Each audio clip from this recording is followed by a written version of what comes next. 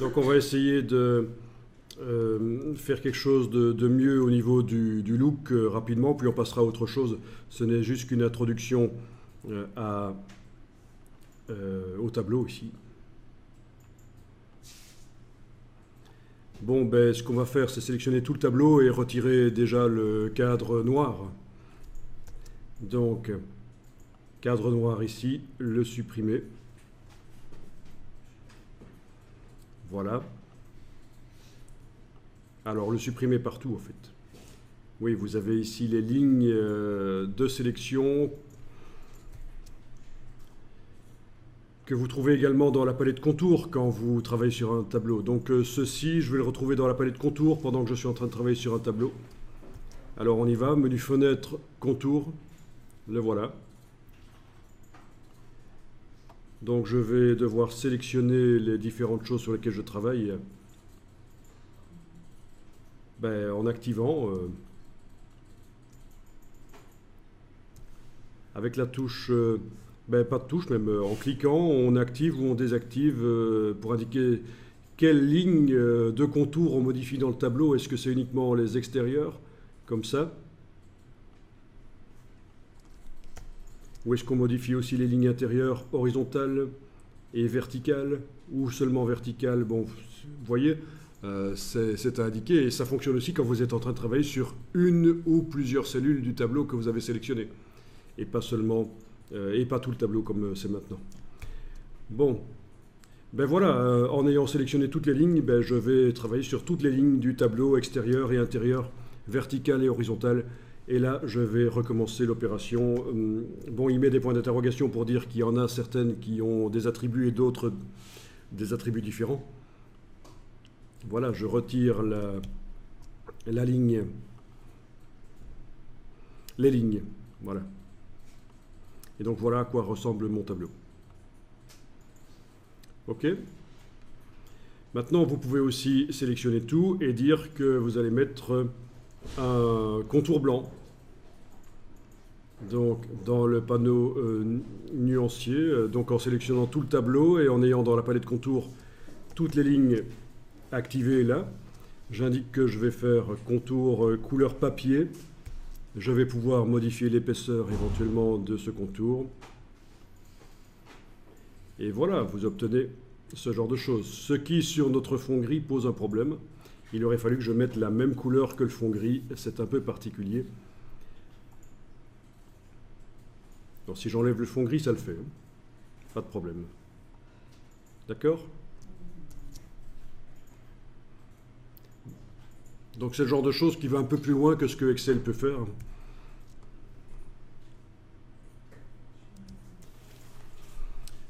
Ok. Bon, après, ça devient des choses un peu évidentes, tout ce que vous pouvez faire.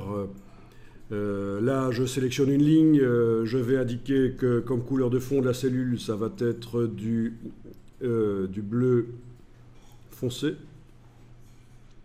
Voilà.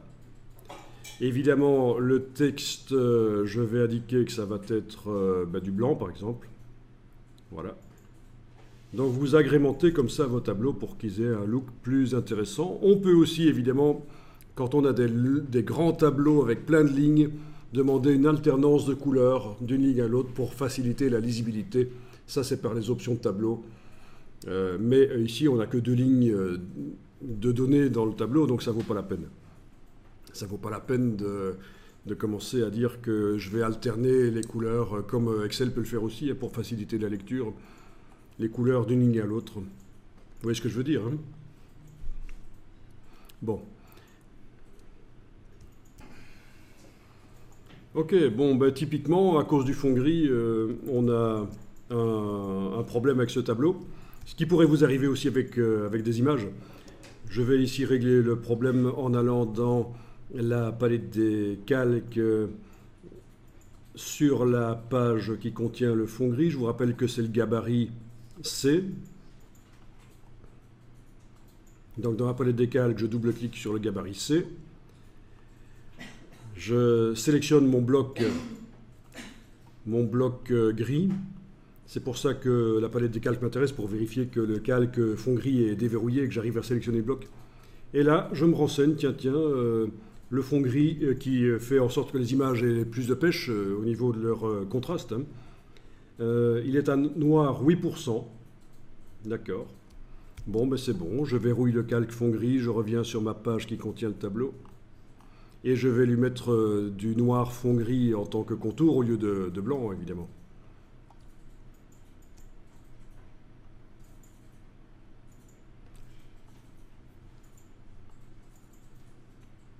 Donc au lieu du contour blanc, je vais mettre du noir fond à 8%.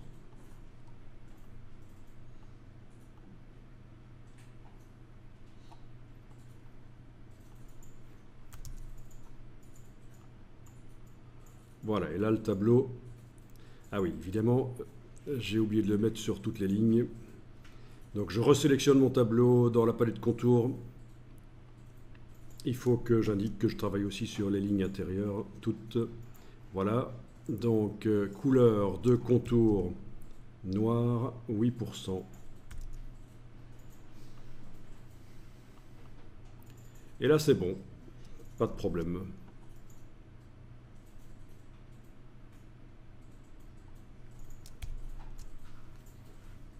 Bon, ben, comme petite introduction au tableau, c'est pas mal. Pour positionner le tableau dans la colonne de texte, ben, il faut le sélectionner avec le curseur texte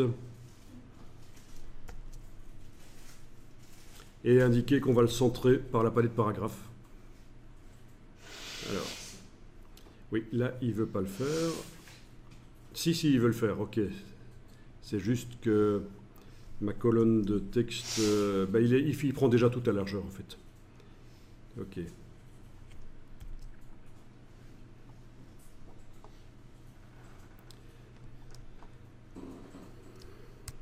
Bon, ben bien vu.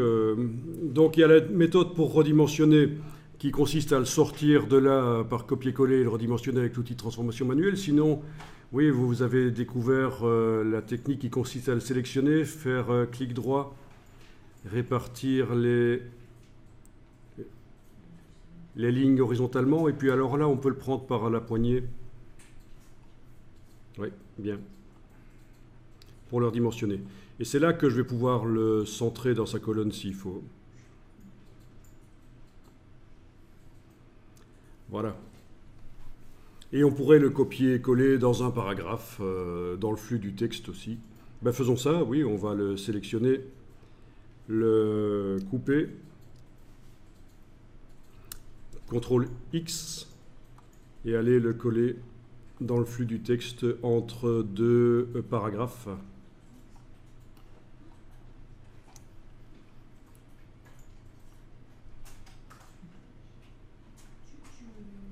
Vous faites un paragraphe vide, vous le collez dedans.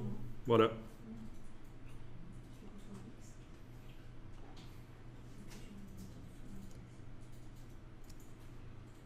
Si j'ai plusieurs tableaux, il faudrait que je fasse un style de paragraphe pour les tableaux. Palette des styles de paragraphe, nouveau style de paragraphe qui s'appellerait tableau dans le flux du texte.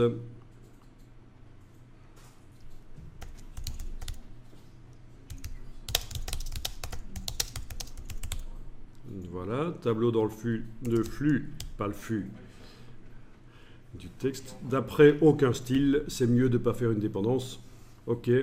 Et donc, chaque fois que je colle un tableau dans le flux du texte, je lui applique directement ce style, ce qui va permettre pour tous les tableaux qui seront dans le document d'aller, en n'ayant rien sélectionné, donc en cliquant à côté de tout, d'aller double-cliquer sur le style et gérer l'espace avant, l'espace après, l'alignement centré ou aligné à droite. Enfin, c'est le principe des styles de paragraphes. Sauf que là, ça s'applique sur un objet qu'on a collé dans un paragraphe vide. N'hésitez pas à dire s'il y a un problème. Hein. Pour sélectionner le tableau, il y a un problème ? Pour avoir le grand curseur dans le tableau, comme ça. Oui, oui, j'ai sélectionné tout à l'heure quand j'étais le prendre, j'ai sélectionné le tableau en prenant le curseur texte ici à côté et en faisant une petite sélection comme ça, un petit glissé. Et oui, ça sélectionne en fait tout le tableau, même si on n'a pas l'impression qu'il est tout sélectionné. Oui. Et puis là, là où il était, j'ai fait un CTRL X et je l'ai collé finalement ici. Très important les tableaux, franchement, il faut vraiment étudier ça.